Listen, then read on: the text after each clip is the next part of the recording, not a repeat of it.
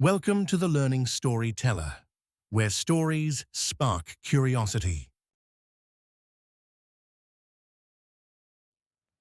सांप और मेंढक की कहानी।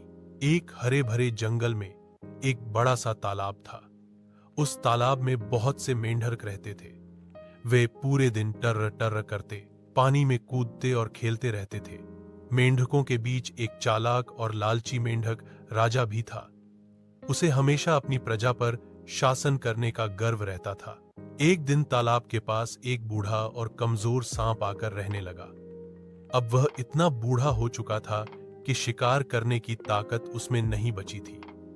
भूख से परेशान सांप ने सोचा, क्यों ना कोई ऐसा तरीका अपनाया जाए जिससे बिना मेहनत किए ही खाना मिलता रहे। सांप धीरे धीरे तालाब के किनारे आया और मेंढकों से बोला, हे मेंढकों, मैं अब बूढ़ा हो गया हूं, शिकार नहीं कर सकता। अगर तुम लोग चाहो तो मैं तुम सबका सेवक बन सकता हूं। तुम्हें जो आदेश दोगे मैं वही करूंगा। बदले में मुझे रोज खाने के लिए बस एक मेंढक चाहिए।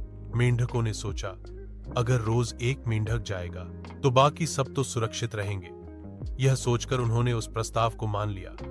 मेंढक राजा को तो और भी अच्छा लगा, क्योंकि अब उसे अपने लोगों पर और अधिकार जमाने का अवसर मिल गया। अब रोज एक मेंढक सांप के पास भेजा जाने लगा। सांप आराम से खाना खाता और फिर दिन भर आराम करता।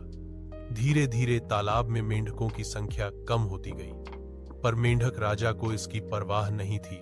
उसे तो बस अपनी राजगद्दी की चिंता थी। आखिरकार जब तालाब में बहुत कम मेंढक बचे तो सांप ने मेंढक राजा को भी पकड़ लिया और उसे खा गया। मेंढक राजा ने उस समय समझा कि जो स्वार्थी होकर केवल अपना भला सोचता है वह अंत में नाश को प्राप्त करता है। सीख, स्वार्थी और दूरदर्शिता से रहित नेतृत्व पूरे समाज को विनाश की ओर ले जाता है। Thank you for watching the video. Please like, subscribe, and share.